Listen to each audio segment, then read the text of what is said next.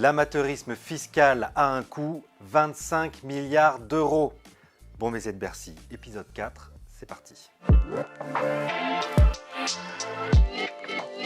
On a souvent célébré le génie français en matière de fiscalité. Savez-vous par exemple que c'est un Français, Maurice Lauré, qui a inventé la TVA en 1954, une taxe qui depuis a fait le tour du monde.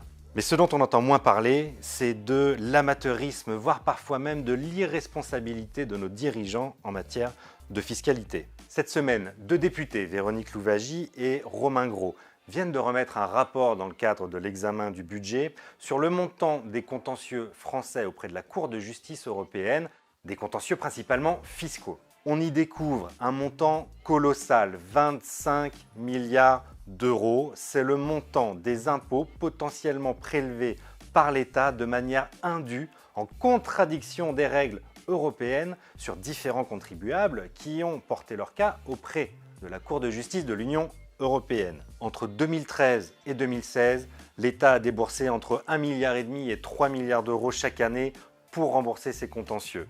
En 2017, la facture a explosé, 8,5 milliards d'euros. C'est notamment dû à la censure de la taxe à 3% votée sous François Hollande.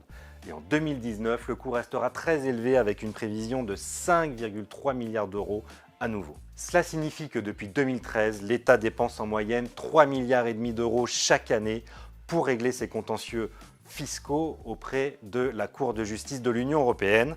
Pour vous donner un ordre de grandeur, c'est à peu près l'équivalent de l'ensemble des économies réalisées par l'État l'année prochaine sur le logement et les emplois aidés cumulés. Cette pratique pose un vrai problème démocratique.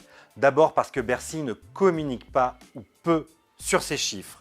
Le rapport des deux parlementaires explique que l'obtention d'informations rigoureuses et complètes a constitué une réelle difficulté pour la mission d'information.